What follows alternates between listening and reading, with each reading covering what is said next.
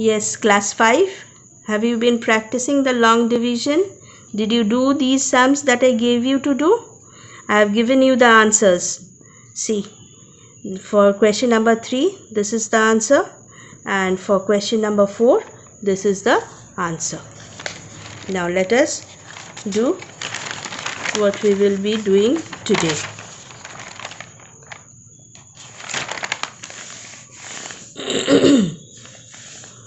Question number 7. The questions in between, you will try and do them. If you cannot do, you send the numbers which you are not being able to do in the comment box. Then I will do them and show how it should be done. Today I will show you number 7, number 11, number 14 and number 17. Let us see. In a bookstore, there were 16,01,985 books. The books were kept in almirahs. Each almirah has a capacity of holding 803 books. How many almirahs were required to keep the books? Simple division, you can understand. So our statement will be 803 books were in one almirah. So 16,01,985 books were in. You do the division, find the answer. Next day I will give you the answer to do the sum and see how it can be done. Next is what should be added to 7,80,629 so that the sum is exactly divisible by 915. Did you understand the sum? Yes, we have to divide this by 915. From the sum we can understand that there will be a remainder. Now if this remainder is added to the dividend and then divided again by 915, you will find that it becomes exactly divisible. So what you will do? First you will do the division, find the remainder, and then again you can redo it and see whether it is correct or not. And you will write the remainder to be added to the dividend to make it exactly divisible is, and you write the answer to it.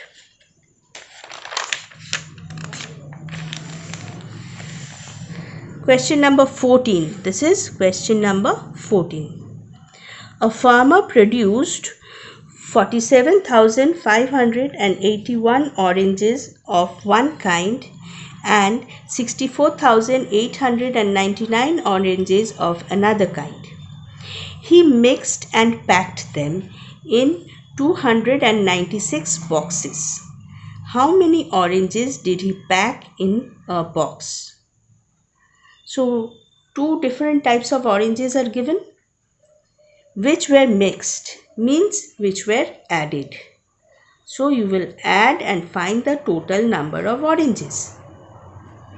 After finding the total number of oranges, you will find how many should be packed in one box.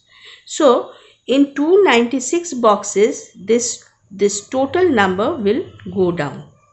And that has to be divided by 296. This has to be divided by 296 and you will get the answer as to how many oranges can get into one box. I hope the sum is clear to you. Now let us do the next question, that is the last one, question number 17. Hear it very carefully. A man sold 2,568 goats at rupees 569 each. That is, one goat is costing 569. You have to find the cost of 2,568 goats. With this money, he got a lump sum money after that. With this money, he bought one motorcycle for rupees 66,792. So his motorcycle costs 66,792. After buying this, there was certain amount of money left, with which he bought the sheep. Now, see, if the price of one sheep is rupees 840, how many sheep did he buy? So what is the sum? He had this number of goats which he sold, each costing 569. So what we will do? One goat cost rupees 569. Therefore 2568 goats cost. You multiply and find how much is the cost. Next you will write one motorcycle costs rupees 66,792. Now what you will do? You will bring this amount down over here, and then you can find, after minusing it from the cost of the motorcycle, you will find how much is left with him. Clear? Total minus the cost of motorcycle will give you how much is left with him, how much money is left with him. Now it is given that rupees 840 is the cost of one sheep, and this leftover money is with you, and then you will divide it by 840 and you will find how many 840s are there, and so you will know that how many sheep he can buy. Did you get it? Yes. So first you have to multiply, then you have to subtract the price of the motorcycle, get the leftover money, which you have to divide by 840 to find out how many sheep the man can buy.